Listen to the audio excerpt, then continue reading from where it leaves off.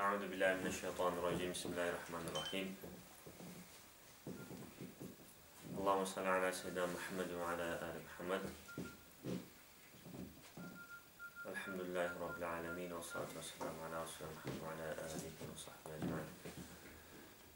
So today's talk, inshallah, we will talk about these people who are claiming that Allah subhanahu wa ta'ala is occupying a space, or he has certain attributes, like he has, they say, hand, and or he is sitting somewhere, or he is at a specific point, and or he has a face, and that face is similar to our face, or we don't know how that face looks like, and these sort of issues. And inshallah we will try to establish the proofs from the Quran and also from the Sunnah that these sort of claims or allegations are really dangerous, and how we should understand the Quran. And also there are some translations of Quran out there, and in these translations some of these verses are mistranslated, and it is our duty to warn people out there about the nature of these verses. So inshallah, first we need to understand what bid'ah is, and then we will talk about a bit the greatness of Allah subhanahu wa ta'ala, and then we will answer these questions which came to us from some people about the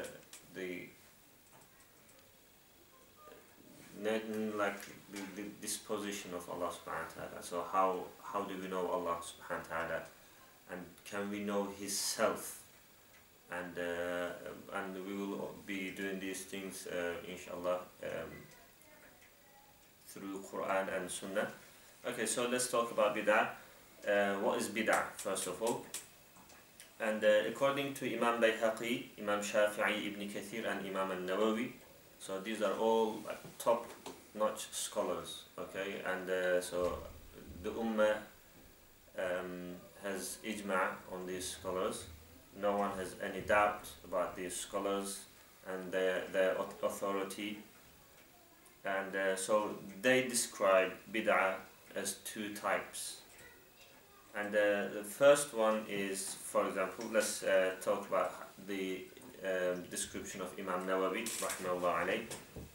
So he says there are two types of bid'ah, bid'ah sayyi'ah and bid'ah hasanah. Bid'ah sayyi'ah is a bid'ah, is an innovation which opposes the Quran and Sunnah. And bid'ah hasanah is an innovation which is not against the Quran or Sunnah.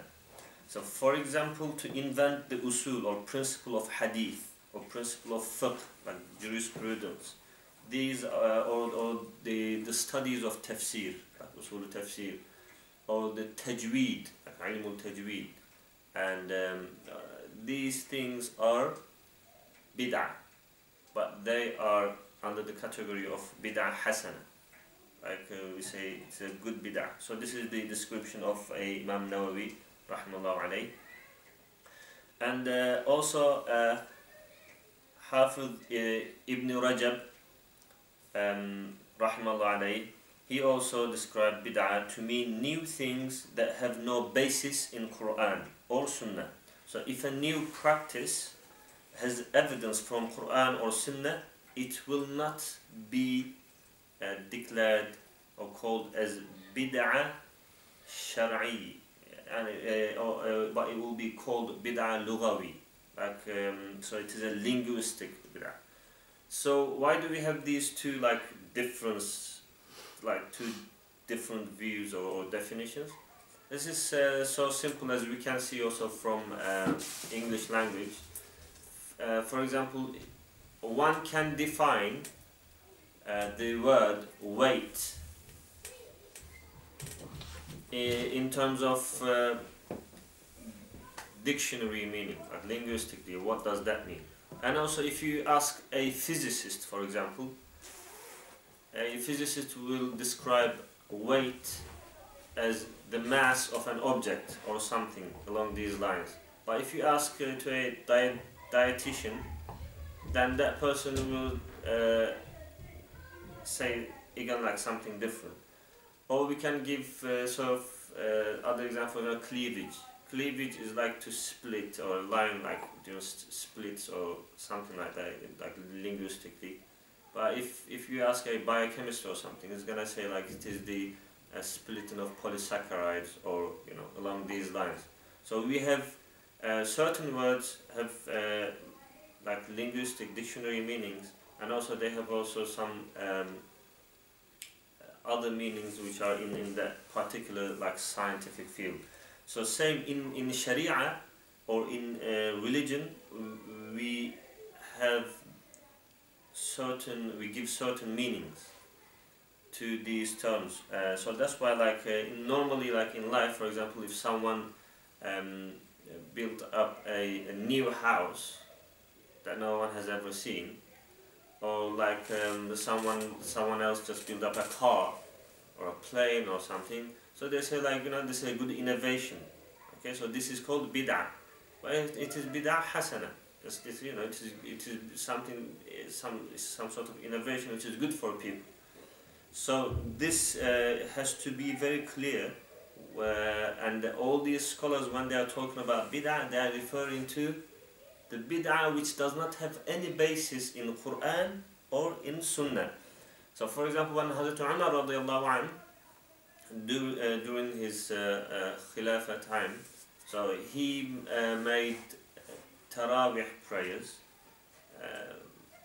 to be like prayed in Jama'ah and as 20 rak'ah, and he referred to this as like what a good bid'ah this is. So same thing like the compilation of Quran, in the way that now we have as a book. This is bid'ah, okay? And like the vowels of Quran, like Quranic like words, like this fatha, kasra, dhamma, these are all bid'ah. Now, so minarets of mosques are bid'ah. So you cannot say because they build up a minaret, they will go to hellfire. All right. So this is so absurd. This is really like a very literalist like point of view. Also, again, like the mimbar or mihrab in the mosque, and so those things are like also bid'ah. And these were like later on brought to into the mosque, and but the thing is, all these things that I mentioned, they have a basis in Quran and Sunnah. So so we cannot use this term like bid'ah, like this is bid'ah, that is bid'ah, or what you are doing is bid'ah, etc. Because when you utter these words, if someone is doing a bid'ah, then you are calling that person, according to Hadith, that so he's been an innovator, according to your view. And there's a Hadith which says that these innovators, but in Sharia meaning, not in other meaning. So the Hadith does not refer to people who like manufacture cars will go to hellfire. Okay, or who like write Quran with their like fatha and dhamma in that manner will go to hellfire. Okay, so we need to understand this difference. And then so, because if you say that this is bid'ah, then that person is becoming what? Innovator. And so according to this hadith, that person should be in hellfire. Right? Because that's how you are seeing it. So this is a literalist viewpoint. Very dangerous. Same thing about like this is shirk. So if you say like this is shirk, that is shirk, then the person who's doing that is becoming mushrik. So this is like unbelievably like dangerous, yeah. So you better just shut your mouth, yeah, and ask that person, like brother or sister or you know someone whoever it is or that is, what is your intention? Why are you doing this?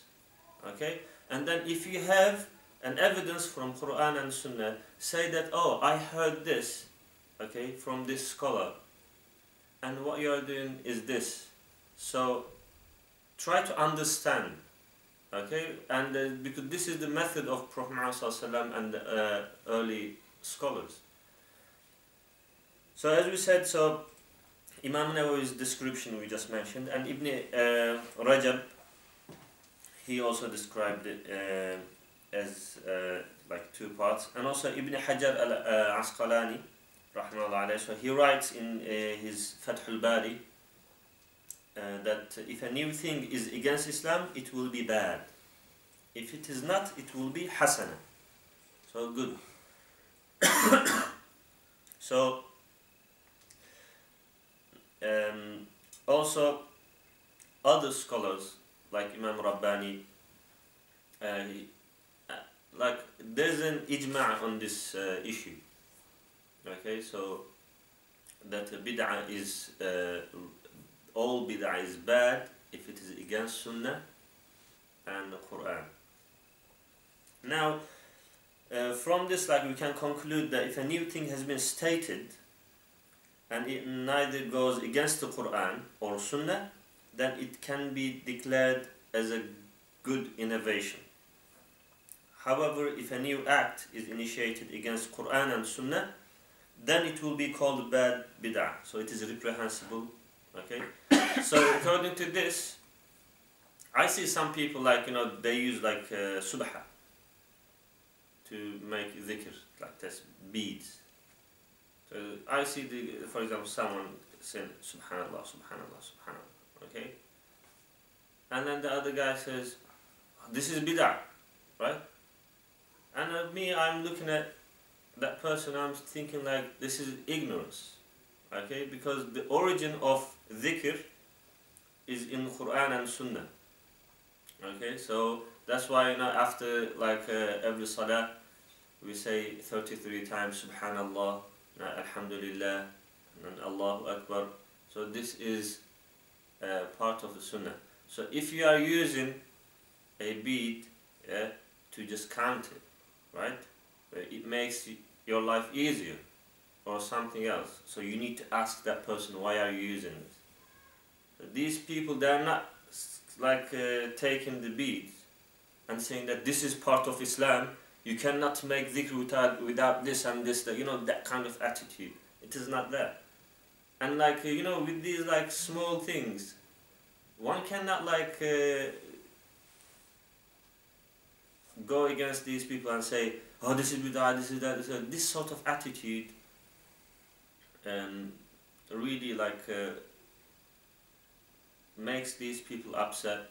Probably there will be some sort of enmity between you and him, and if he's coming to that mosque, for example, he's not going to come there. So all these are part of Islam. We need to see this in this manner. So also we know that narrated from Hazrat Umar radiallahu anh, the hadith إنما الأعمال بالنيات, so his actions are according to intention. Intention. So we need to really find out what when someone is doing an action, ask them first, nicely, in a polite manner. So as you said, like for example, mihrab, like in the mosque, it was like built properly like 90 years after Prophet Muhammad by Umar bin Abdul Aziz. And also again like mimbar, for example, first mimbar was not more than 3 steps. And later on, you know, it has been built up as like more than 3 steps. And so these are all done by like tabi'in. Okay, so the followers of the companions. And as I told you, like many examples out there about this, so we need to understand this concept of bid'ah, and also like, oh, this is shirk, that is shirk, this is really dangerous, okay? And in the Quran, Allah subhanahu wa ta'ala says, ما يلفظ من قول إلا لديه رقيب عتيد. يعني there are two angels, Raqib and Atid. They utter every word that we write. So if you are falsely claiming that someone is mushrik, or someone is an innovator, and now if they are not, then that will come back and haunt you on the Day of Judgment. So this issue is important. Yes. Is accusing someone of shirk, isn't that like making takfir on someone? Yeah, that's right. Yeah. So it's a big matter, like you said. Yeah. If I'm telling you that this is shirk, brother, yeah, why are you doing this? Yeah. That means you are committing a shirk. If you are committing a shirk, what are you? Kafir, or you polytheist. Polytheist. It's even like worst type of kafir. Exactly. So he is calling you indirectly that you are mushrik. Two types of shirk. Huh? Isn't there two types of shirk? There's a minor shirk and then there's the major shirk. So the person could be accusing you of committing small shirk, a minor shirk. Whether it is small or big, yeah, it is shirk. And if you are committing that sort of action, then you are being mushrik. So it is like, for let's say, there is a football player, plays professional football in the Premier League, and there's another football player, he plays in the like lower teams or something, second division. Now both of them football players, right? So do not like get attached to these like small, big, and this, that. So that's why, like, for example, Riya, like showing off, is considered as a shirk khafi. Now, there is subtlety there. If you believe, like, if you do that riya by believing in that what you are doing as correct, then that puts you out of Islam. For example, let's say someone is praying to show off to someone else, yeah, but in his heart he does not believe, he does not do that. So this is a shirk. Yeah. So same thing, like, but this needs to be understood in a more like inshallah wide context. But we can make another lecture about this, the differences. But the focus of this topic is about the shirk that we are talking about. Like, mainly when people say, oh, this is shirk, that is shirk, they are not referring to that small shirk that you are saying. Oh, okay. The small ones, or what they say, not the small, like the hidden ones, are the ones that are related to someone's like inner world. More like, someone has got some sort of arrogancy but don't realize it, or maybe you realize it but hides it. Okay, so this is a bit like, yes. It's like when people say, this is to the brother, like when people say visiting graves is shirk, they don't mean like you have a hidden arrogance in your heart. What they mean is you're making partners with Allah, and they're explicit about that. So it's I've never seen anyone in masjid, like I've seen this issue of the beads many times actually when I was young, and they don't mean it in the sense of like, oh, you have a hidden spiritual disease. It means you're making partners. So it's actually, the accusation is usually, from what I can tell, of association. It's not like a small thing, So this is what I was wondering even before, like this is a big deal to call someone like polytheist. So someone did say to like, someone used this argument on a brother I know, and he said, you take Abu Hanifa as a god besides God. So he then said this means a small shirk.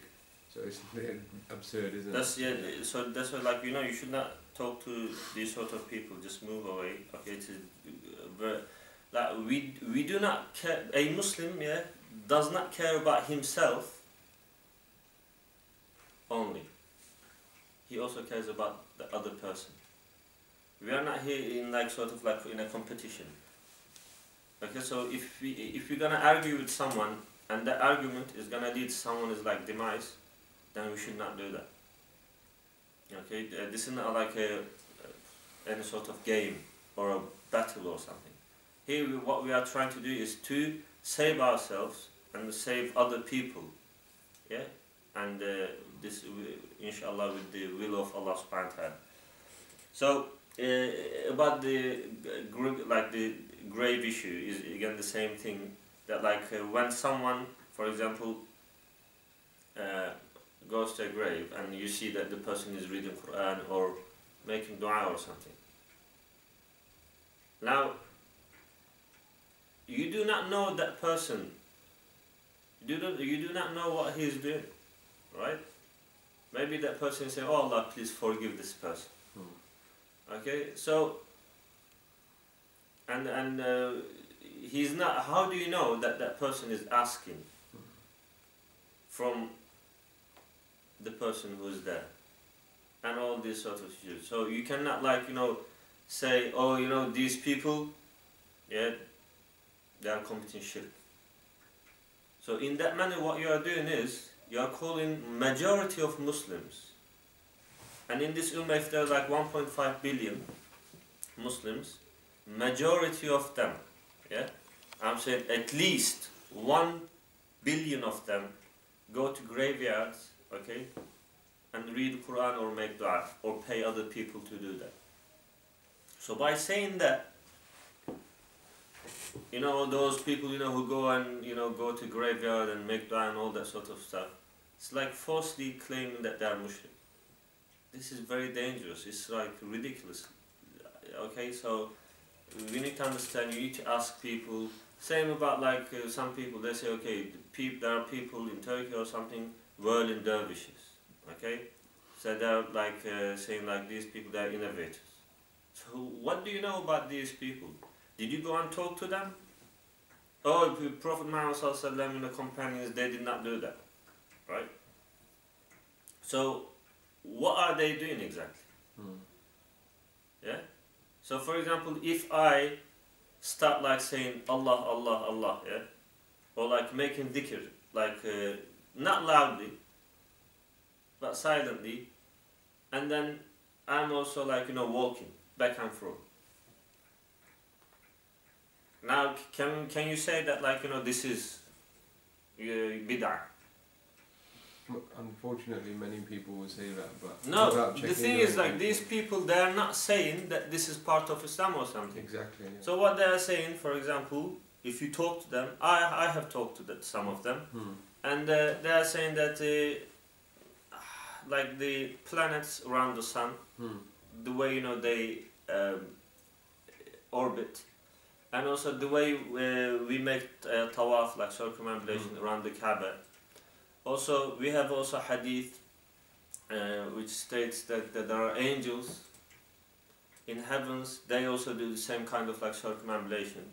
We also see that to the electrons around the atoms and that sort of like description. So they are saying that for example, I see that as a sunnah of Allah subhanahu wa ta'ala. And He decreed a certain like measurement for all these objects and created beings. So this guy is saying, I want to like just mimic that sort of action. Because that is the sunnah of what Allah subhanahu wa ta'ala made it that way. And in that way, so they don't do it like day and night or something. It's just to experience that sort of feeling. How can you say like, oh, this is bid'ah, right? Because the Prophet didn't do that, and then this person is gonna go hellfire. Now you are telling me, if you see someone who is whirling like this, exactly like the way, you know, people circumambulating the Kaaba, and then they are saying Allah, Subhanallah, yeah. So you are saying basically that this person is going to hellfire. This is so like stupid. That's why you go and talk to people and listen to them. Okay, do not like label people because you heard from your scholar or from this guy, from that guy. And anyway, so we have to be careful about these sort of things. Okay, there are some like deviant people out there, and they do some really blasphemous stuff. But you cannot like label the majority by looking at just certain individuals or certain groups, because we are not all the same. And the Islam does not belong to anybody. The Islam belongs to Allah subhanahu wa ta'ala. Okay, so it is not like it's not like patented by any of us. So this issue is really so important, and we are all slaves of Allah subhanahu wa ta'ala, whether you are Muslim or not Muslim. You may consider yourself as Muslim, but you may not be Muslim. Or we do not have any guarantee that we will die as Muslims. You see yourself as Muslim, but maybe Allah subhanahu wa ta'ala does not see you as Muslim or Mu'min. So you first look at yourself, look at your status, what your state is, and then try to build up from then onwards, rather than attacking people, pointing outwards and this, that. So again, like the same thing is like in for example, we hear all the time like in khutbahs, preachers always, you know, read this hadith or recite it. You know, whoever does bid'ah, you know, is gonna end up in hellfire and all that sort of. This is like, you know, it became like a mastication from these imams and these people. And people, you know, I met lots of Muslims. They don't even go to these sort of mosques, because, you know, they hear these sort of statements like this is bid'ah, that is, oh, why are you doing this, like because of that rudeness, and these are not from Islam. You know, Prophet Muhammad said, "Ud'u ila sabili rabbika bil hikmati wal maw'izati al hasana." That call people, yeah, to Islam or to goodness, yeah, with wisdom and good sort of like preach. Yeah, وَإِنَّكَ لَعَلَى خُلُقٍ عَظِيمٍ. So he was sent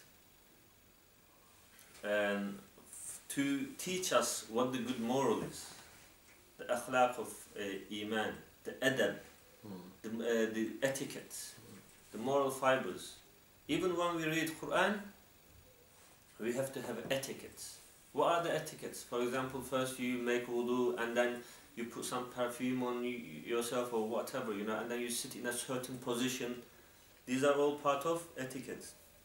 These are for, yeah, there are many books are written on these issues, like the etiquettes of Quran by Imam Nawawi and many others. So same thing, like we should have etiquettes. And when we are like preaching, when we are talking to people, okay, what is your like aim? Are you trying to like preach Islam, or, you know, say things to call people into the right path, or you are trying to push them into hellfire? There's another hadith, Prophet Muhammad said, do not help shaitan, yeah, to help him. Do not help shaitan to push these people into hellfire. Imagine this, yeah. Why did Prophet Muhammad say this? Because if someone, let's say, you know, drinking alcohol, and then you saw this person, and then you told him, "Ah, you know, you dog, you know, you this, that, you can't drink here and this, that, blah blah." You are pushing that person to hellfire. You have no. So that's what this hadith means. So or anyone else. If someone, you say you saw someone like making a mistake in certain Islamic issue or thinking, you should tell that person in a way that that person will not be offended, okay, so that, you know, you can win over that person. It is not like, you know, with like violence and war and this sort of action. This is not from Islam, and these are all like mentioned in Hadith and in the Quran. You can find anywhere. So we talked about like here in terms of the mentality of certain people, and how we should behave. And so now let's talk about the dangers of how if someone interprets the Quran according to their own view. So from Ibn Abbas radiallahu anh, it's been narrated that Prophet ﷺ said, "Man qala fil Qur'ani bi ra'yihi falyatabawwa maq'adahu min an-nar." Okay, so you can find this in Tirmidhi and also in other hadith books. So whoever says something from Quran according to his or her view, then let him or her prepare his or her place in hellfire. This is a serious issue. And in another hadith by Jundub bin Abdullah, قال رسول الله صلى الله عليه وسلم. By the way, writing peace be upon him, is also an innovation. Right? So this is bid'ah. But it is not a bid'ah that like these scholars refer to. It's bid'ah hasan. Right? So Prophet Muhammad sallallahu alaihi wasallam said, "Man qala fil Quran bi ra'yihi fa asaba faqad akhta'a." Even if the person interprets the Quran according to his own view and gets it correct, he committed a mistake. So he made a mistake. And you can see that like some people, they tell other people, brother, what is your view? Like, because you have knowledge, and I want to ask like what your view is on this.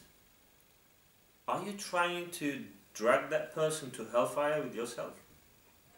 This is so dangerous. Like, you cannot say that like, what is your view? And so one example is, for example, who do we know the best person in the eyes of Allah subhanahu wa ta'ala after the prophets?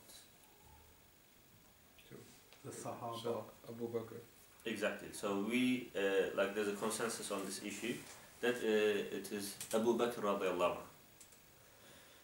So one person came to Abu Bakr Siddiq radiallahu anhu and asked about the tafsir, the commentary of a verse, وَفَاكِهَةً وَأَبَّا. Okay? Look what Abu Bakr Siddiq radiallahu anhu said. He replied as, أَيُّ سَمَاءٍ تُضِلُّنِي. Which heaven or sky will shadow me? Okay? وَأَيُّ أَرْضٍ تُقِلُّنِي. Which earth will carry me? وَأَيْنَ أَذْهَبُ. Where can I go? وَكَيْفَ أَصْنَعُ. What can I do? إِذَا قُلْتُ فِي حَرْفٍ مِّن كِتَابِ اللَّهِ بِغَيْرِ مَا أَرَادَ. If I said something about a letter from the book of Allah subhanahu wa ta'ala with a meaning different from what Allah subhanahu wa ta'ala willed or intended. So he did not say anything about that verse. Now who are we, like, compared to his knowledge, his taqwa, or his, it's just, now who do you follow? Like, some so-called like scholar from YouTube or Google? Or you follow just Abu Bakr radiallahu anhu, like his position, although he had such like knowledge.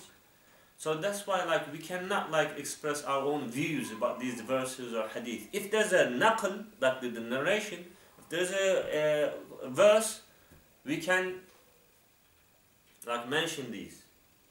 And if there's an explanation of this verse, then that is done by the Prophet ﷺ, and the companions, they learn from him, and then we learn from them. Okay, otherwise Allah subhanahu wa ta'ala would have just left the book and told us that just follow the book. Then he would not say, أطيع الله وأطيع رسول. Obey the messenger as well. Obey Allah, and also وما أتاكم رسول فخذوه وما نهاكم عنه فانتهوا. So take whatever Prophet ﷺ gives you. Yes. But some scholars, they've tried to give meaning to like certain chapters of the Quran that begins with like Alif Lam Mim. Bid'ah. Say that this can. But you call this. In the end, they say, "Wallahu alam, God knows best." Okay, so this. that's why, like, you know, we need to understand the term bid'ah where it is used.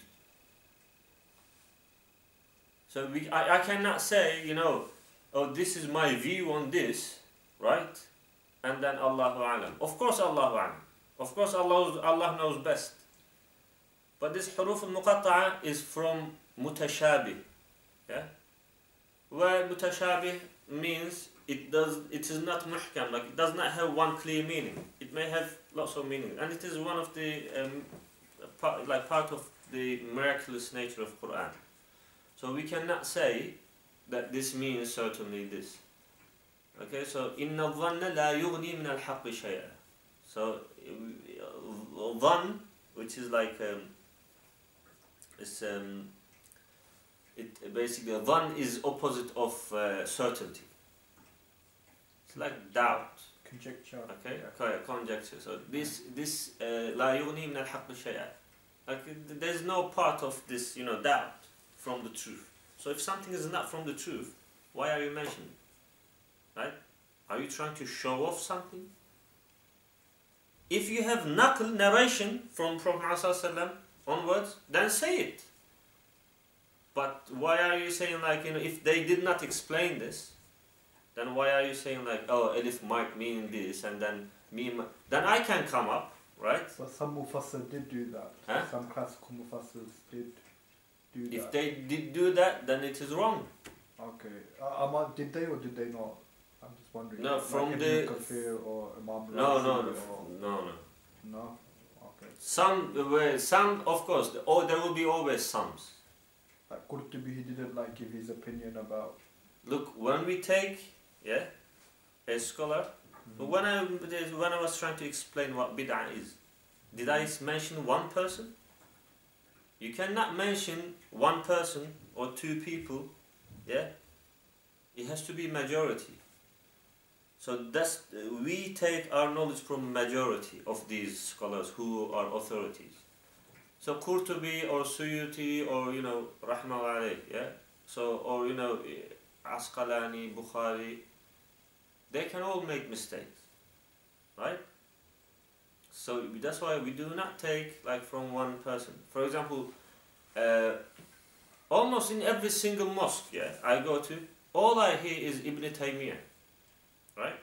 So Ibn Taymiyyah, rahimahullah alayh, he might be a great scholar, but can you say that like he doesn't have any mistakes? Of course he has. He's a human being, and he's not even from the Salaf. He lived like way after Imam al-Ghazali's period.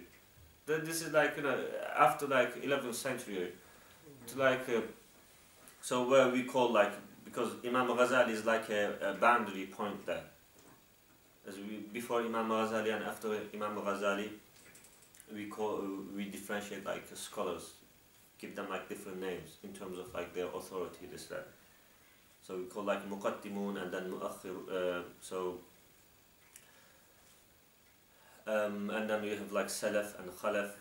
Okay, so now you cannot say like all I hear, for example, sometimes like Ibn Taymiyyah, Ibn Jawz al-Qayyim, Ibn Taymiyyah, Ibn Jawz al-Qayyim. Like have we run out of scholars? Huh? Have we run out? Like why am I not hearing Imam Shafi'i? Why am I not hearing like Hasan al-Basri? Why am I not hearing Sufyan al-Thawri? Huh? Mujahid, Qatada, Ikrimah, Ibn Ata, yeah? Sa'id bin Jubair, Nafi'. I can like count many. These are all like authorities in their own fields. Abdullah ibn Abbas. This all you hear like Ibn Taymiyyah and then Ibn Jawz, Zul-Qayyim, rahimahullah alayh.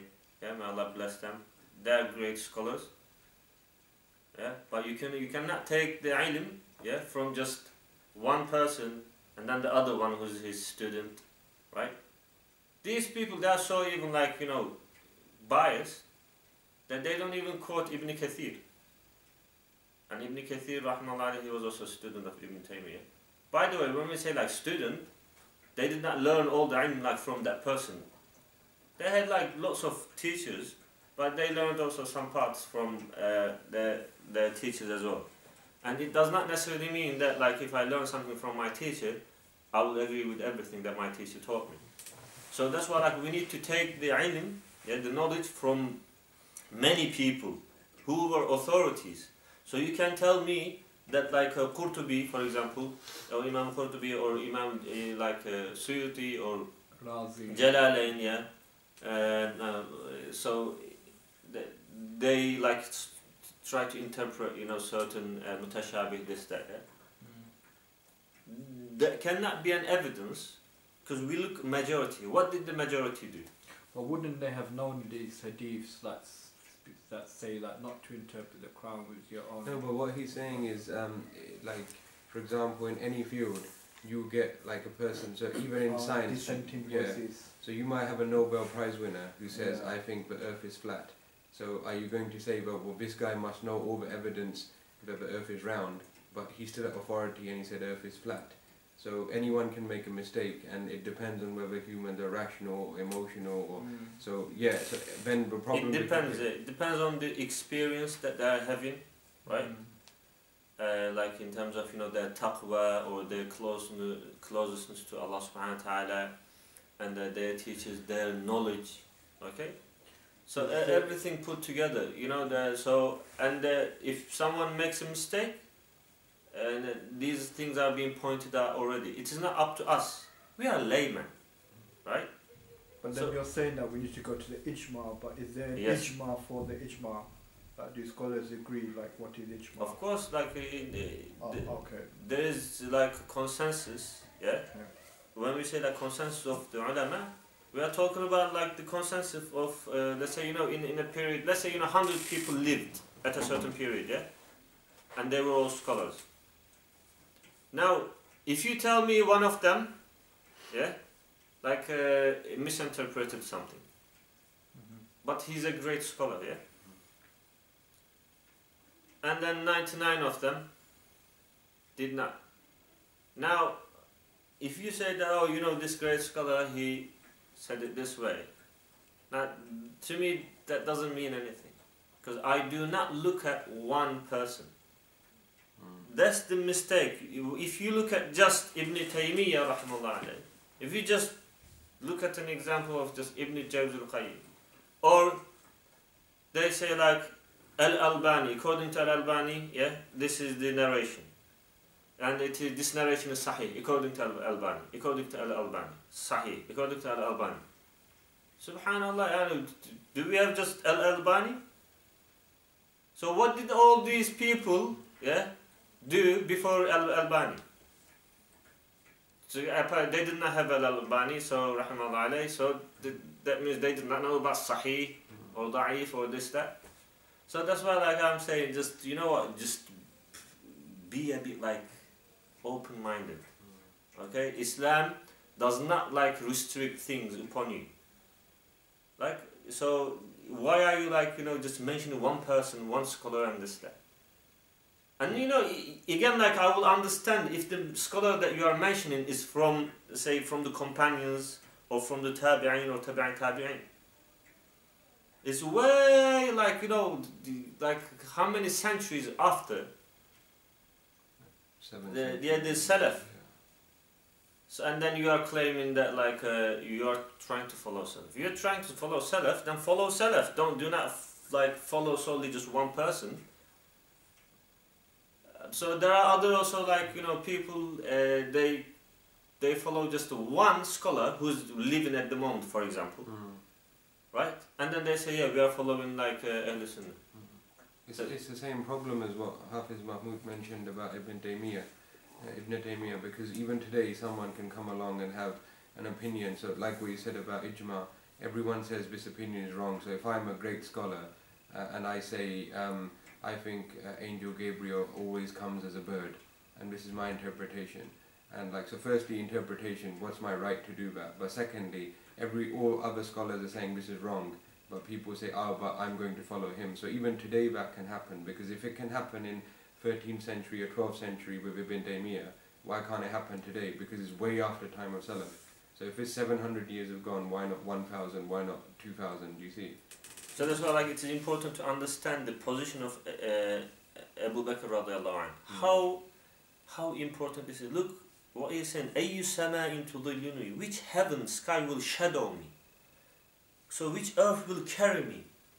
Yeah, where can I go? What can I do? If I just misinterpret one letter. This is serious. You follow this person. Yeah? So, and then in the Quran, Allah subhanahu wa ta'ala says, يَا أَيُّهَا الَّذِينَ آمَنُوا إِنْ جَاءَكُمْ فَاسِقٌ بِنَبَإٍ فَتَبَيَّنُوا. Yeah, according to Hamza and Kisai, and it is فَتَثَبَّتُوا. Yeah, فَتَبَيَّنُوا, search. فَتَثَبَّتُوا, like find out till it is established as truth. When someone brings you a news. Okay? So do not take something from one scholar and say, oh yeah, that's it, this is it. So this is a big mistake. But is that for everyone to do, or is that just for scholars?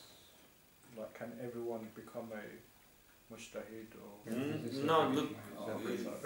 No, I think what you're saying is funny because an atheist said recently something like, how can you believe in God when Stephen Hawking is atheist? So he's basically saying fallacy as you. Yeah, exactly. So he's just saying he's such an authority. How can you go? So no, look. Even in science, there is no one authority. Okay. For example, it is so famous. Like Professor Leonard Susskind and Professor Hawking, they were in it's called they were in black hole wars. So they had different opinions, but they are both authority in their field. That does not mean they have the certainty of everything. Okay, so same thing here. So that's why we look at the majority.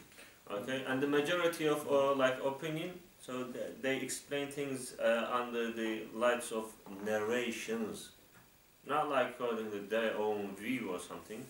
Or you cannot follow particularly just one person. So when you are following, for example, a Hanafi school of thought or Shafi'i school of thought, you are not following Imam Hanifa. You are not following Imam Shafi'i. Okay, so you are just following. For example, the Hanafi school of thought, they were Imam Yusuf, Imam Muhammad al-Shaybani, Imam Zumar, okay?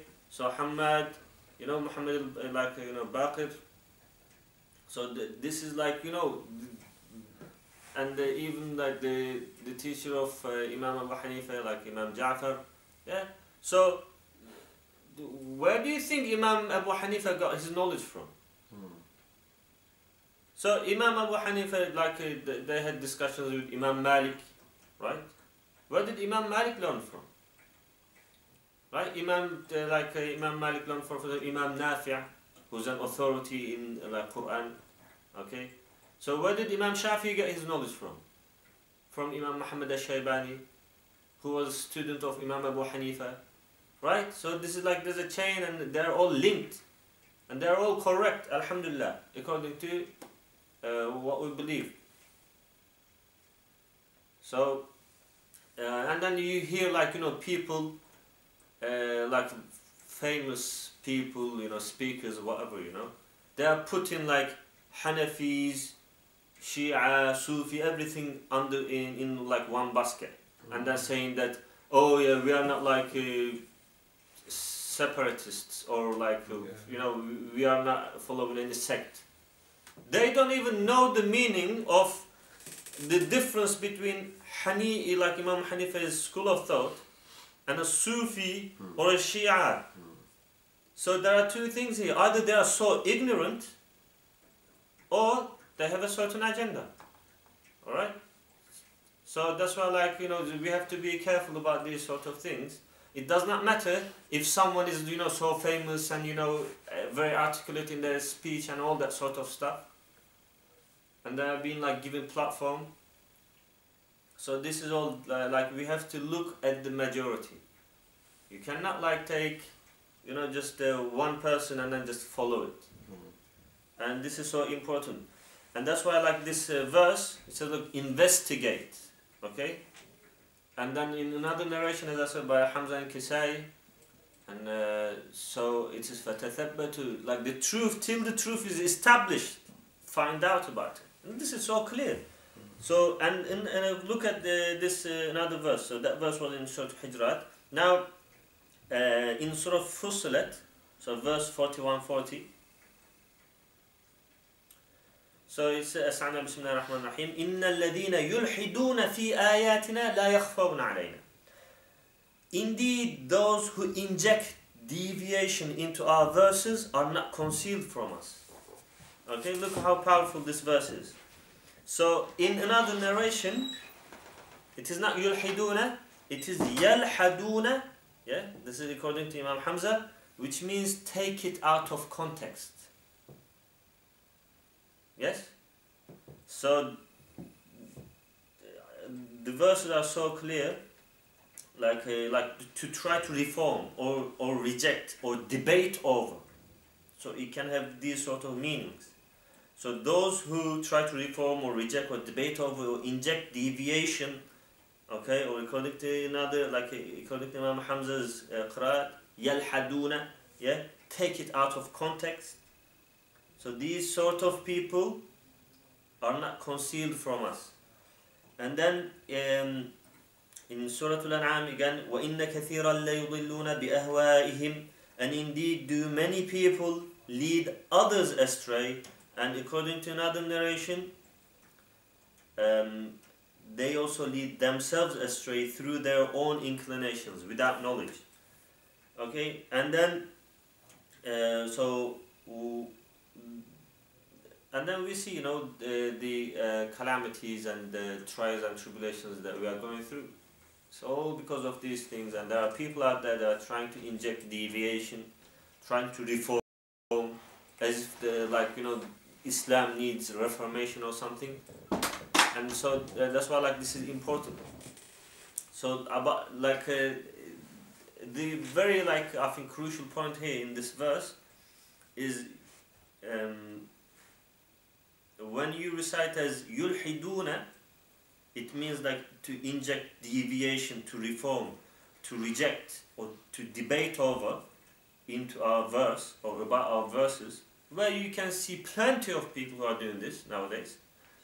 And in another narration, yalhaduna, according to Imam Hamza's qira'at, then it's take it out of context. Okay? So it's clearly, so it's saying those who inject deviation or those who take it out of context into our verses are not concealed from us. Yeah, go and read this. It is in Surah Fussilat. Okay, so verse 40. And so these things are so important in understanding these issues. Okay. Now let's talk about, like, people who claim that Allah Subhanahu wa Taala has, like, hands or face or you know, other stuff, like okay, so now the first thing is this is not a new, like, topic. This has been, like, going on for years and years, because there were, like, deviant people will always be there. And in Al-Milal wa Nihal of Shahristani, this person is mentioned, his name is, like, Dawood al-Jawaribi. So he was, like, Mujassima. So this person, he was, like, claiming that Allah has like, you know, hand like our hand and all that sort of stuff. So basically, you know what this guy said? You can find this in this book by Shahristani, and he said, this guy Dawood al-Jawaribi, he's a Mujassima, said Allah is composed of flesh, bone, has hand, feet, tongue, etc. All these things. And he said, like, apart from like whether he has a beard or his private parts, you can ask me anything about Allah. You see how, like, you know, sick, like, it's just I cannot even, like, find words to describe the sickness of these people about our Creator. So also there are like verses and from Hadith, what we call like mutashabihat.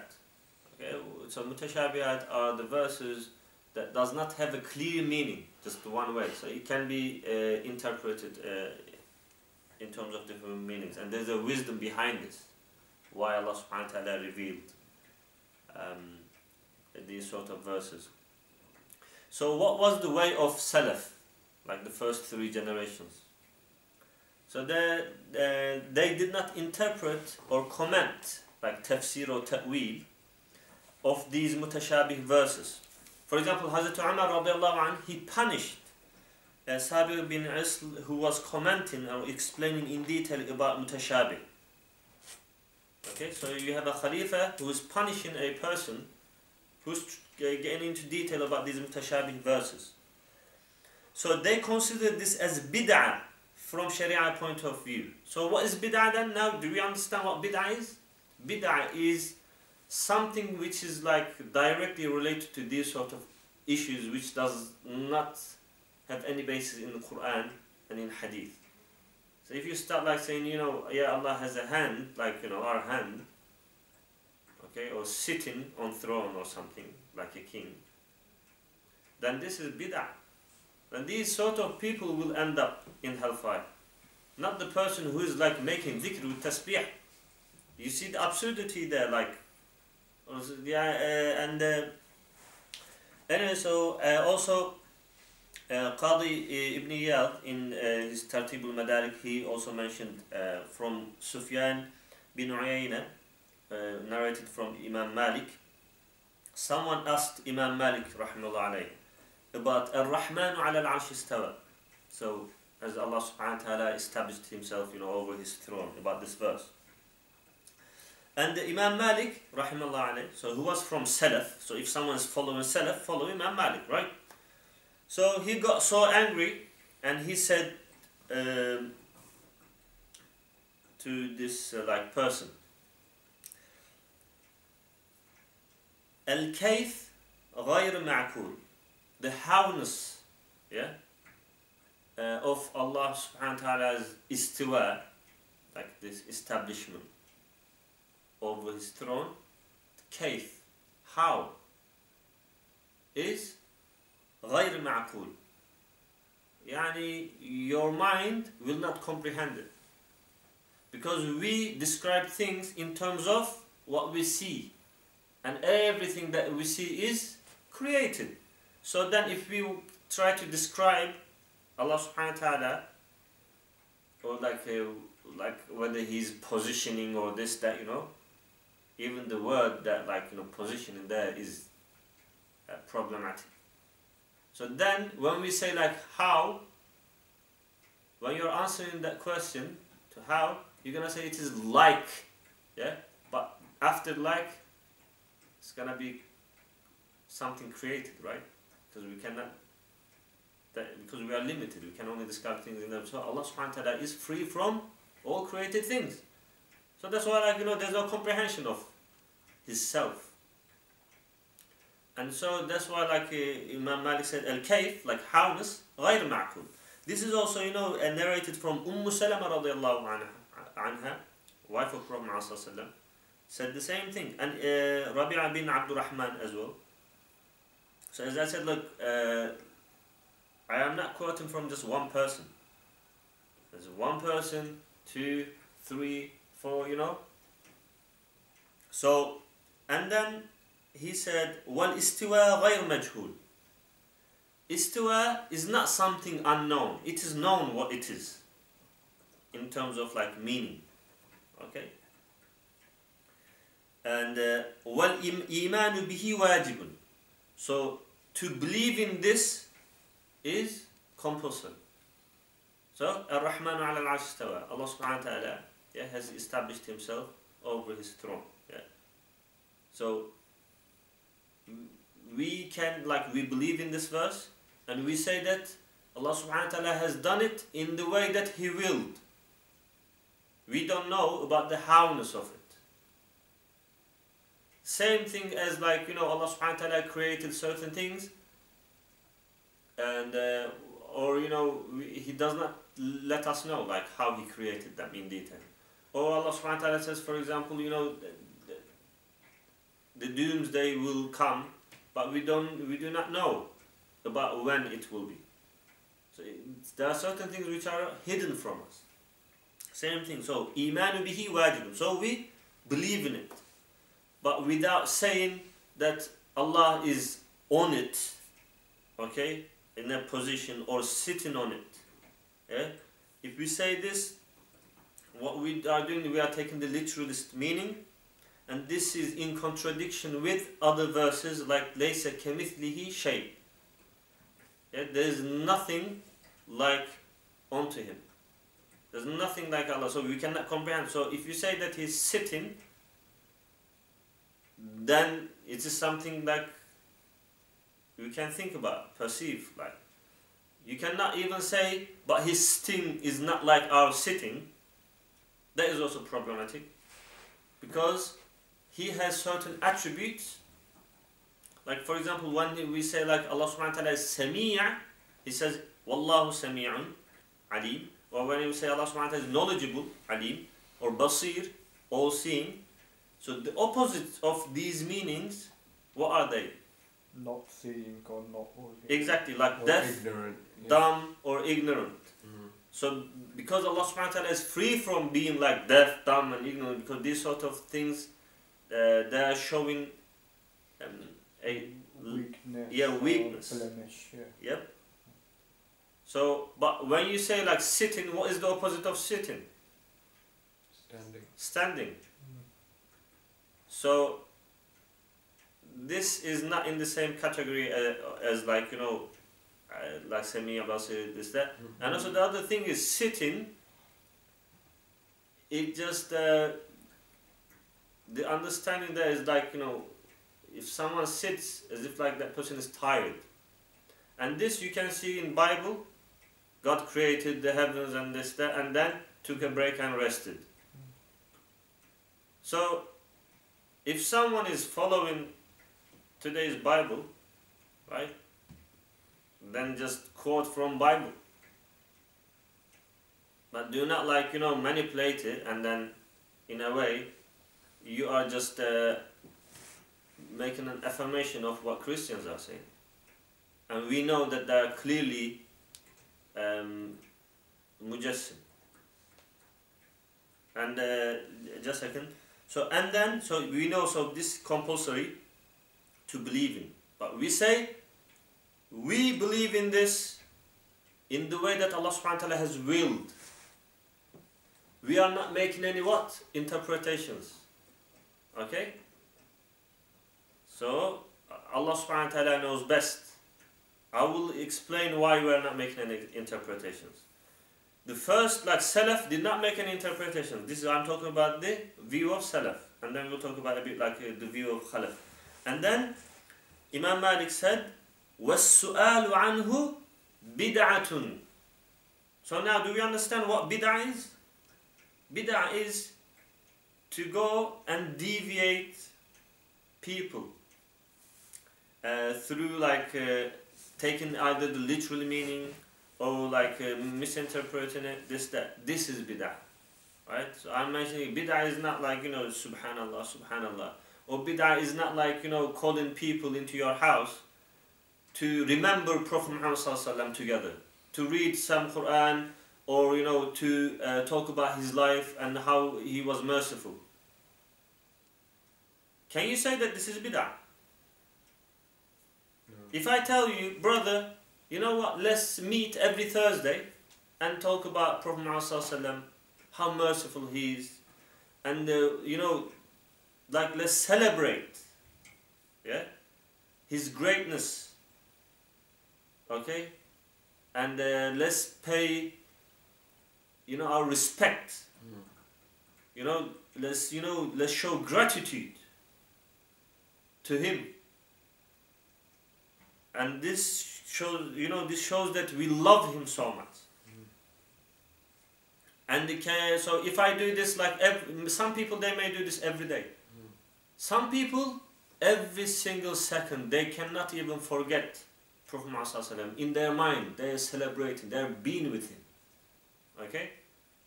Inshallah, may Allah like make us from those people who love him constantly. Okay?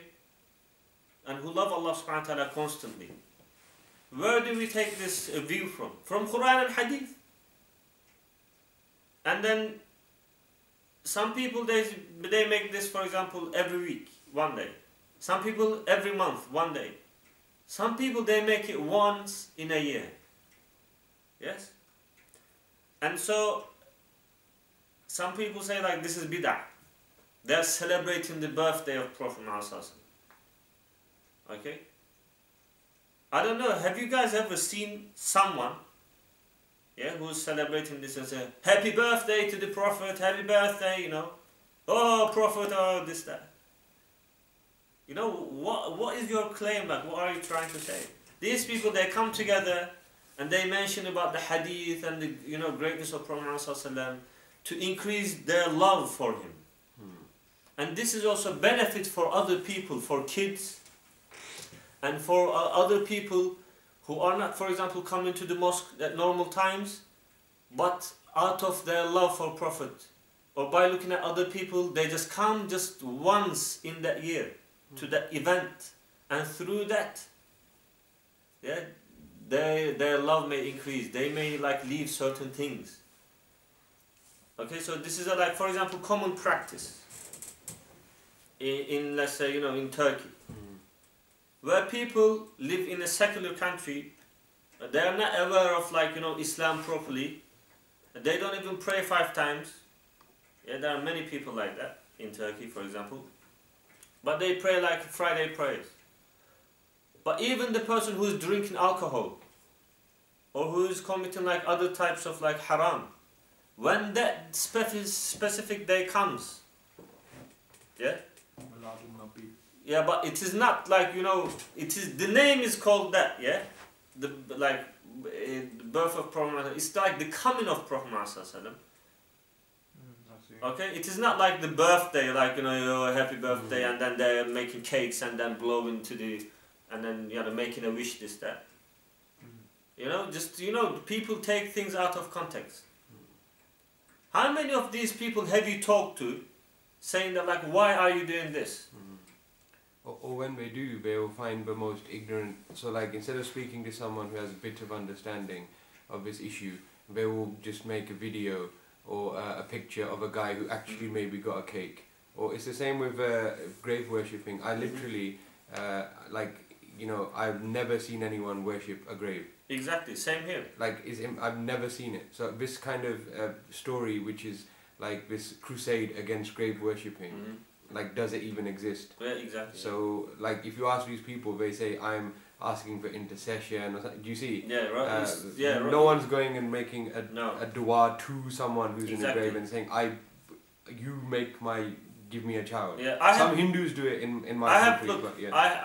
I have been to lots of places, yeah? And I have never seen, I even talked to these people, I don't know a single person.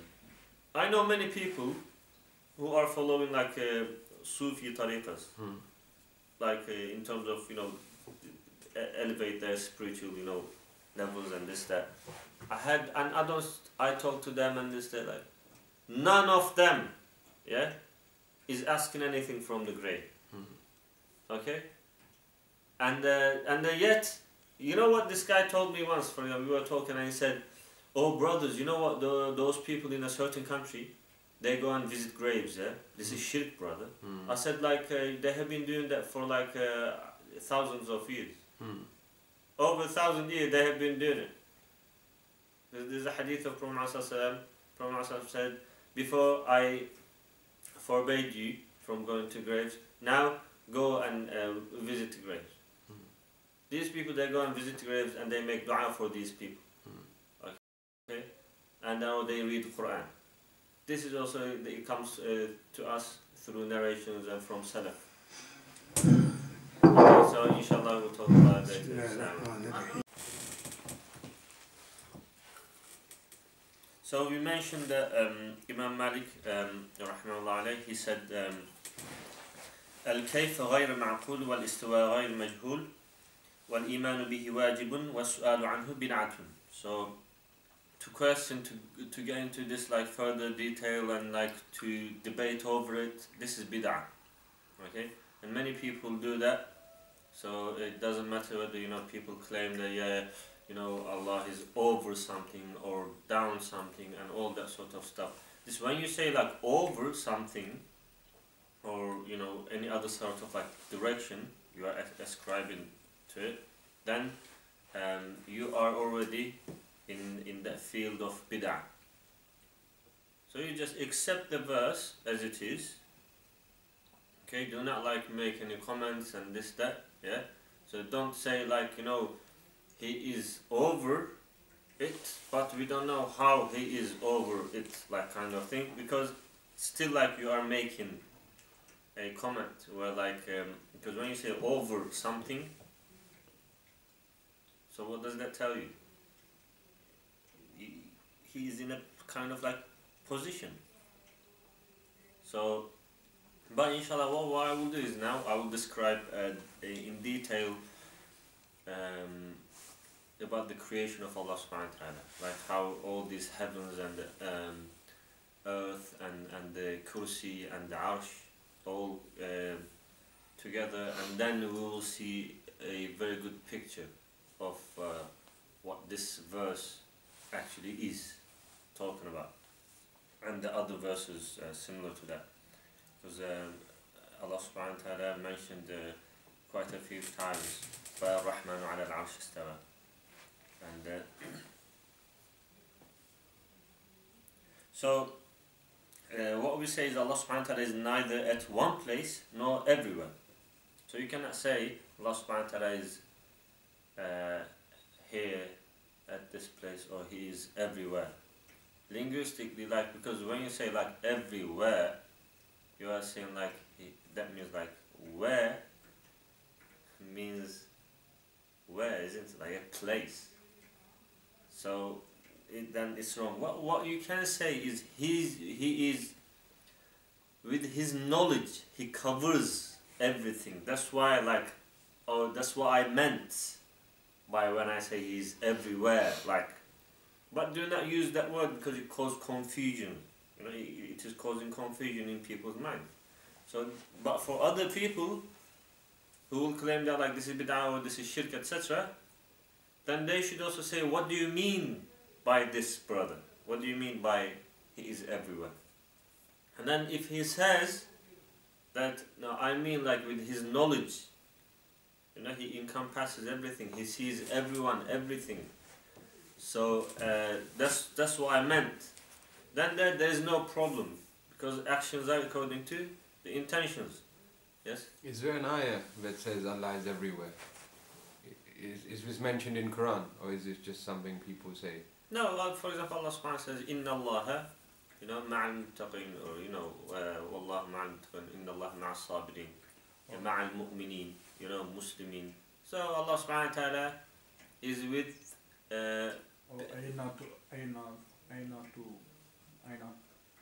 wherever you turn, you'll find the watch of Allah. Surah Baqarah. Yes, but that doesn't mean like his wedge there doesn't mean like you're seeing his face. It's like but literalist will. It's the same problem with istiwa, isn't it? Like if you take it literally. Yeah. So فَإِنَّمَا تُوَلُّوا فَثَمَّ وَجْهُ اللَّهِ. Like so, wherever you turn, you'll find his consent. Basically, you'll find him. There, what Allah subhanahu wa ta'ala is trying to, like that verse is clearly talking about like your intention, yeah, of like turning towards him. It's not like about like he has a direction and then you are turning, right? Because for example in that verse Allah subhanahu wa ta'ala وَلِلَّهِ الْمَشْرِقُ وَالْمَغْرِبُ. So like west and east. So how about north and south then? Do you understand? So this, you cannot take it like literally. So why is Allah then in east and west and not his face is not in north? And like this is so stupid. Okay, so I will explain these things in a bit. We will come to that. So because you know the main reason is like when we look at these verses, we should understand that he rules or governs or owns space-time. So if he owns space-time, then you cannot say, you know, these sort of things like he's part of that space-time and all that sort of stuff. So then someone else may come and say that, oh, okay, so where was he before the space-time and this, that. So this is all that speculation, philosophy and this, that. Yeah, it's dangerous. So also the other thing is they also say, if you take these like literally, Allah subhanahu wa ta'ala says, for example, in Surah Al-Hajj, وَطَهِّرْ بَيْتِيَ, yeah, لِلطَّائِفِينَ, like Allah subhanahu wa ta'ala says, like, clean my house. So when we say like Baytullah, like Kaaba, or mosque, the house of Allah, so does that mean like Allah is living in there? No, but if you take it literally, can you say that it is a house, but it's not the house that we think of? Huh? No. Yeah. Do you understand what I mean? A house, but he is over His Majesty. Yeah. Exactly. Yeah. So he's over that, but it's not the way that we think over, you know. So, or like so the other one is like nabatallahi wa suqiyaha. So the she camel of Allah subhanahu wa ta'ala. Well, Allah subhanahu wa ta'ala has a pet or something. What are you trying to say? Like, you know, if you take the literal meaning, there it's talking about the she camel, which was a test to the people of Prophet Salih alayhi salam. So Thamud, Qawm Thamud. So you cannot say like, you know, what are you doing? I'm cleaning the house of Allah. Do you understand? This is so absurd, like in terms of if you take it literally. So there it means, like, you know, if people like do, you can make anywhere house of Allah. If you do the things that Allah subhanahu wa ta'ala asks you to do. Like, you know, if you worship Him.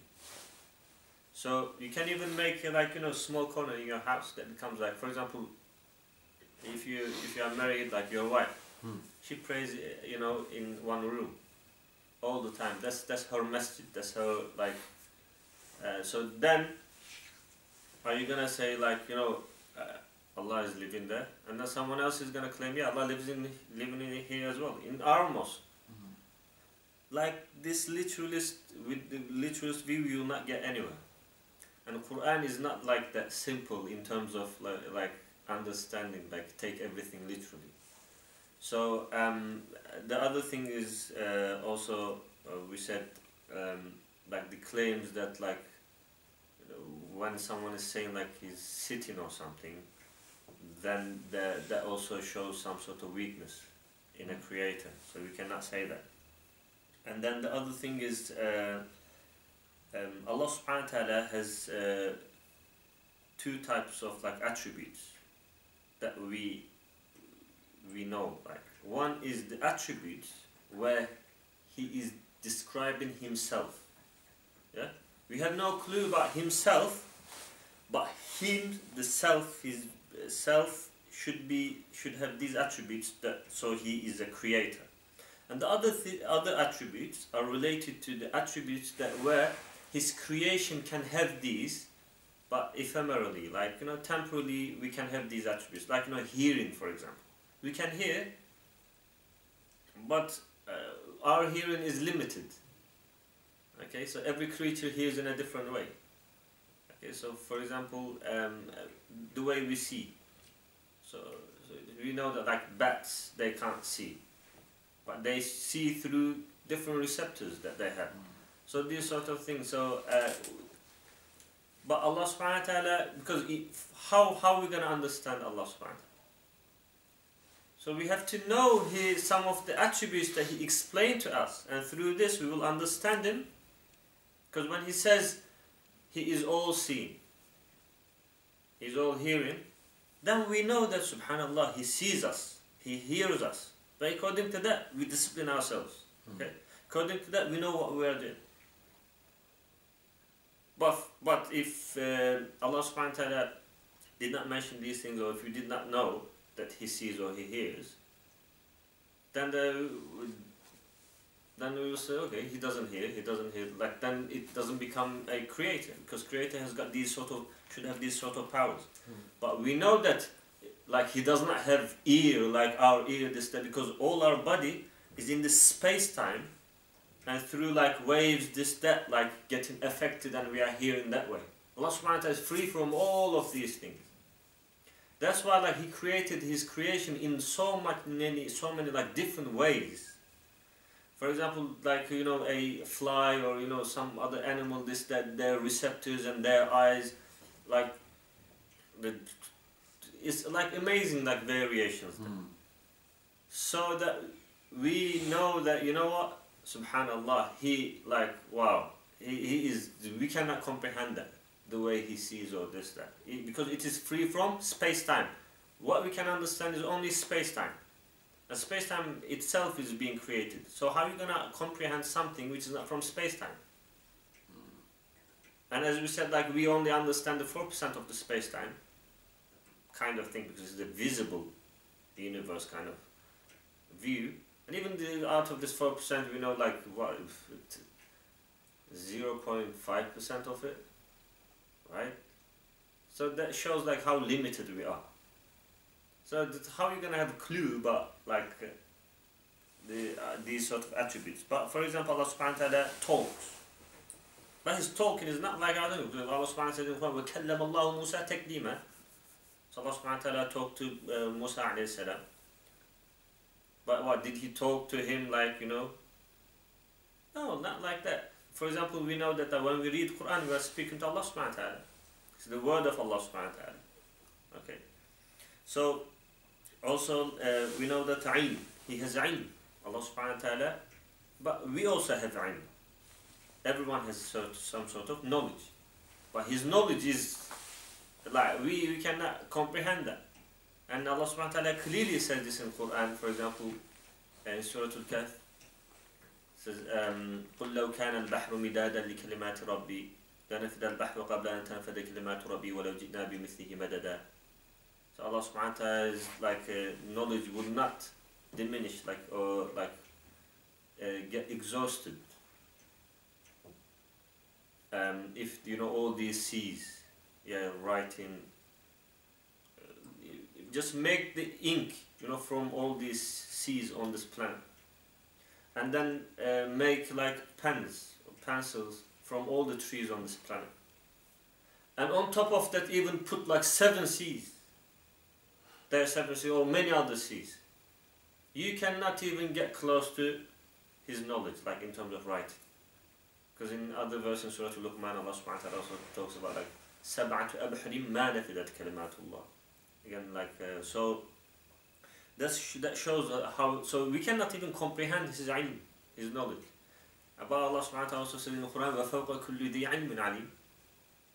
وَفَوْقَ كُلِّ ذِي عِلْمٍ عَلِيمٍ. So Allah subhanahu wa ta'ala says, every person who has a knowledge, over that person there's someone else who has got more knowledge.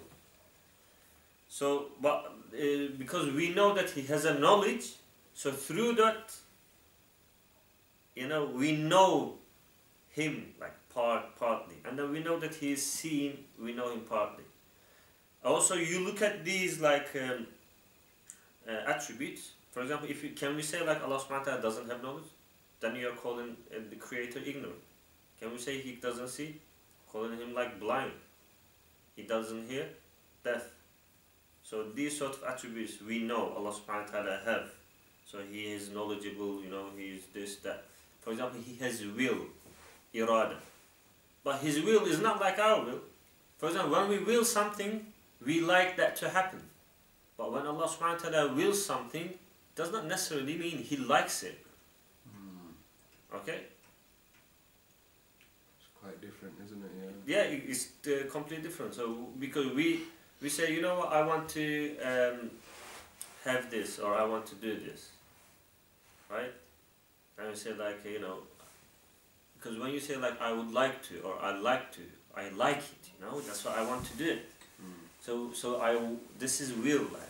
But when Allah subhanahu wa ta'ala, for example, Allah subhanahu wa ta'ala does not want his creatures, like his slaves, to go against him. Yeah? So Allah subhanahu wa ta'ala tries to guide his slaves, but then when his slaves have chosen the path to go against him, then Allah subhanahu wa ta'ala is creating that like leeway for them, but through his irada, through his will, his creating, but it doesn't mean he likes that to happen. You know, those people to go and say, that's why like some people, they also misunderstand the verse, for example, you know, Allah guides whomever he likes and misguides whomever he you know, who wishes. So this is like very misunderstood. They're thinking, oh, so if he wills something, why does he like someone to be misguided? He does not like it. Yeah, it's just this should be really translated in a more like clear way so people can understand. Yes. Yeah, can't even some humans like a king, he might, or even a prophet, peace be upon him, he might give a punishment to someone, and he might will it, but it doesn't mean he likes it. Like the woman who came and said she committed adultery, he tried to let her off. No, look, that's different. That's this still like you like it. When you give a punishment, you like. For example, let's say your child is going, like there's a fire here, and you know, and he's gonna touch it. So you hit the hand of your child, punish him. So you cannot say, I do not like that, because you like it because that will prevent him getting really hurt badly. So the effect. The effect, yeah, exactly. So that's why you are doing it. Okay. So is it like Allah doesn't like the effect? He wills something, but he doesn't have to like. Allah subhanahu wa ta'ala, like, is so merciful. He likes to guide his slaves. But if his slaves wants to be like they want to be misguided, then he will create the ways for them to follow that path. Free will and exactly. So then this does not mean Allah subhanahu wa ta'ala is happy with the way that they are following. You understand? So there's a difference there. So this is just one of the like subtleties of how different. Like we have no clue about his irada. Yeah. I'm just giving you just just a little like example kind of thing. And these are called like his like thubuti, like attributes. Like so, and these attributes like knowledge, hearing, and like speaking, these exist in the nature in his slaves, but at a limited level, so that we can also understand him partially and we can have that sort of connection. Whereas he has also attributes himself that we have, for example, we do not have those. What are they? For example, baqa. Yeah. So he is eternal, like or we say like he's al-awwal, al-akhir. He's like the first and the last, like doesn't have any limitations. Or you say mukhalafatun lil hawadith. He is opposite to his creations. Whatever this creation, the universe, everything has, his self-attribute is opposite to that. So there is no way we can even get close or near to like thinking about himself. That's why like when we say over something, yeah, that is like getting close to us, like imagining him. Does that make sense? Like over something. So we cannot say, right? Because that's why we just accept the verse as it is and say, according to what Allah subhanahu wa ta'ala has revealed. This is the way of Salaf. But what happened is like after Salaf Salihin, some people they started like injecting these deviant ideas. Alright? And then it became necessary for people like scholars of Khalaf to come up with counter arguments and say that these people they are really making a mistake because they were deviating other people. And one of the main reasons is because these mutashabih verses, they were so clear during the time of like Salaf, because people had, especially like when the Quran was being revealed, the Arabic language is so clear, and people, they had the command like of Arabic language. They would really understand what it meant immediately. So they would not need to like get into the detail and all that sort of stuff. But what happened is like through the generations, that sort of understanding being lost, and people started following deviant ideas and all that. And this is also mentioned in the Quran. I will mention in a second. But what I wanted to say here is like two kinds of like attributes. One is the attributes that some people have, like when I say people, like creatures, that through that we understand Allah subhanahu wa ta'ala a bit. And then the other ones that only He has, no one has, no one else. What is it? One of them, mukhalafatul hawadith. So he's opposite, there's nothing like unto Him. Laysa kamithlihi shay. This is in Surah Shura. So because of that, we cannot say like He's over something and as a like position. Okay? And all that sort of stuff, and we cannot like debate. If someone comes to you and start like debating, just say, I believe in this verse, wholeheartedly, I don't want to talk about it. This is the best way. Okay? I believe in it as it is. Okay? And I also believe that Allah subhanahu wa ta'ala is free from anything that comes to our minds, free from space and time, and free from any attributes of His creation. Okay? So, and that's it. So, for example, you cannot say, because Allah subhanahu wa ta'ala says He created, like, the shaitan with his hands. أَن تَسْجُدَ لِمَا خَلَقْتَ بِيَدَيْكَ. Allah subhanahu wa ta'ala says like, why don't you, He says to shaitan, why don't you prostrate towards Adam that I have created with two hands. So this does not mean that Allah subhanahu wa ta'ala has like our hands, and it is again like really wrong, and this is bid'ah, to even explain, when you explain this verse or something, you cannot say that, so Allah created with His two hands like this, yeah? So this is bid'ah. Yeah, what do you mean with His hands like this? Why are you doing this? Octopus has more hands, or some other animals, they have 4 hands or 4 legs, whatever, So why are you specifically doing this? So what would have happened if you had just one hand? Like this?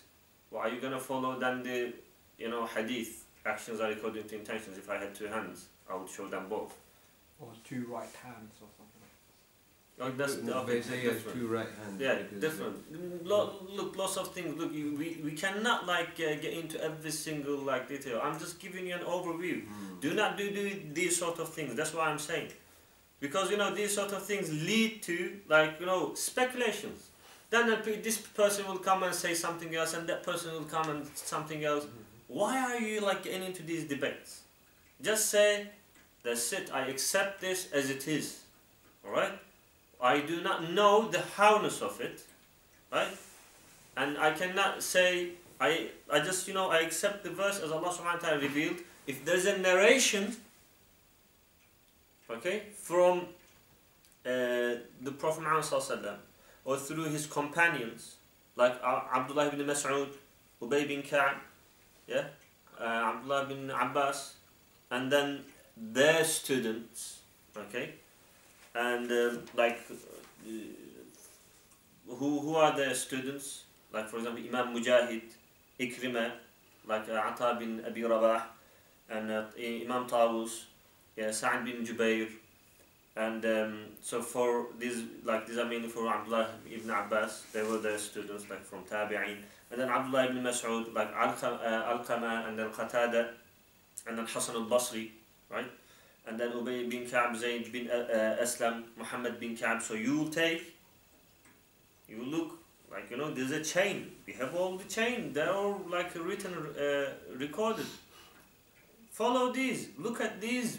If they said something, take it, and then someone else said something again, like from the same generation of people, then you will have a clear picture of what these people said about, you know, these issues.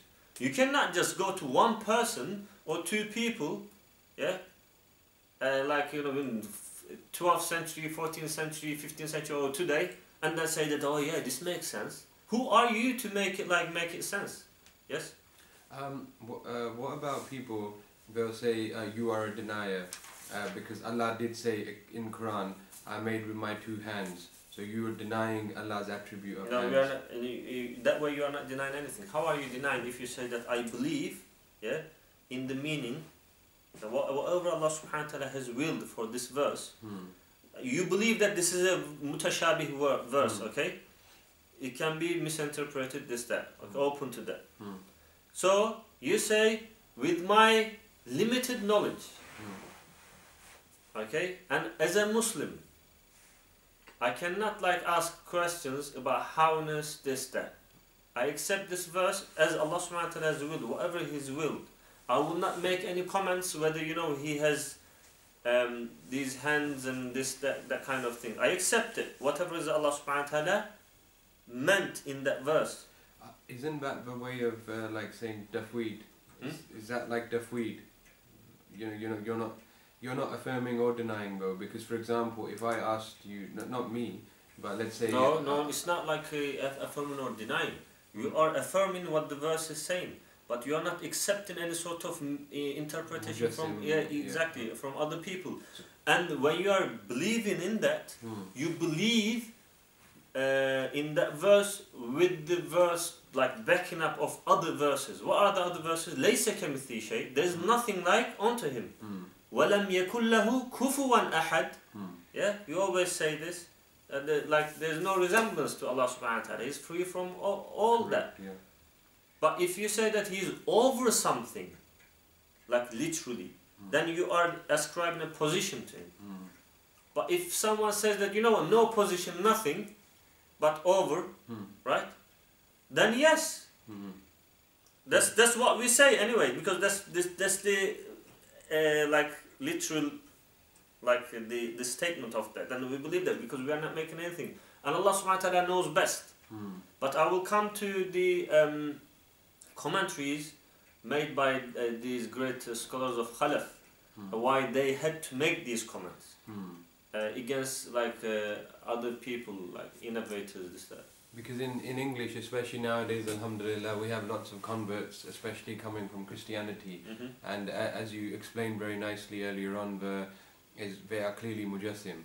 So they are sometimes very interested in this issue. So someone would say in English, again, obviously we don't have Arabic, well you do, but they'll say, okay, now you're saying Allah definitely doesn't have hands. So that's it. So now you offend the mujassimun because they'll say, look, you denied His hands. He said He has hands, you denied it. No, it's not. We are not saying that He does not have hands. What we are making it clear that we have, look, for example, when Allah subhanahu wa ta'ala said, Yadullahi fawqa aydihim. Like again, like you know, you are like you are giving me like you are questioning me. You are quoting some other people's like sayings and views, this that. So still, like you know, we are getting into that sort of debate. This is bid'ah. That's what I'm trying to say. Yeah, but what I'm trying to say here is, for example, when Allah subhanahu wa ta'ala says, Yadullahi fawqa aydihim, Allah subhanahu wa ta'ala's hand is over, or you know, on top of other people's hand. So the Salaf, so people, scholars, Khalaf, they explain that like there, because Prophet Muhammad or like people, they made allegiance to Prophet Muhammad, because they, you know, even like if you watch like Three Musketeers, all for one for all, they put one hand and another hand on top of another hand, right? This shows like, you know, we are all like one. So the companions, they are making allegiance to Prophet Muhammad, right? Putting on top of, so Allah subhanahu wa ta'ala also affirming that Allah subhanahu wa ta'ala is also with them. Yadullahi fawqa aydihim, and the hand of Allah subhanahu wa ta'ala is also on top of your hand. This is like showing that how, like, you know, Allah subhanahu wa ta'ala is bonded with His slaves. Yeah. So I'm just giving one example. I will come to these explain everything, inshallah. But what I'm trying to say is you cannot like take the view of saying that, you know, oh, you know, we deny hand here, right? But forgive me. Are you so? Again, are you saying we should say we don't want to talk about this, for example? Like so, but doubt remains, isn't it? Let's say some person will read it and say maybe Allah has hand. No, look, it's not that. It's not like maybe Allah has hand. Because you said in context, Allah is not similar, so He can't have a hand. Exactly. Finish. So it conflicts with two. That's why, because in order to remove the confliction there, you just do not say that Allah subhanahu wa ta'ala is when He mentions like hand or wedge or, you know, this, that, it's not like anything like in this space-time, right? So we know that like hand, face, this, that, all these things, they're like created things in this space-time, right? So that's why like we stop like refraining. No, we stop like commenting, on these like verses, saying that He has a hand, yeah, and or, you know, showing like this, or, you know, or face and this, that. That's why like these Salaf and Khalaf, when it is necessary, they commented on these issues clearly, saying that, you know, because otherwise, if we say that Allah subhanahu wa ta'ala has a hand, then there is gonna be contradictory with other verses. But Allah subhanahu wa ta'ala says, وَلَوْ كَانَ مِنْ عِنْدِ غَيْرِ اللَّهِ لَوَجَدُوا فِيهِ اخْتِلَافًا كَثِيرًا. So if this book was from other than Allah subhanahu wa ta'ala, then you would find many conflicts in it. So there's no conflict in the Quran, so how are you going to explain this? Exactly. So that's why like you do not say that the hand is like, you know, Allah's hand and this, that, right? So we just accept it as it is, and if there is a commentary which has to be made there, it has been already made by the earlier scholars. Then there's no like, you know, further like to talk about this. So this person may think like that, and that person may think like that. This is gonna be all like, you know, bid'ah kind of talking. And the best thing for people, for laymen, to accept this verse as it is, right? If it is saying Allah subhanahu wa ta'ala, يعني ما منعك أن تسجد لما خلقت بيدي, what did prevent you, yeah, or Iblis, devil, أن تسجد لما خلقت بيدي, like with my hands, you know, I created like Adam. So what did prevent you not to prostrate him, right? That's it. Just accept that, like the statement as it is, yeah, whatever you understand, but also know that here, when Allah subhanahu wa ta'ala says hands, it is something that we cannot comprehend. Do you understand? Isn't that clear? I think sadly where confusion comes, people will try and agree with you and will say his hand is something we can't comprehend, but it's a hand. But as soon as they get into there, they are making bid'ah, so, and it is that bid'ah will take them to hellfire. That's why, like, why do you need to make that extra comment? Can you not like leave it? Just leave it, man. If these like scholars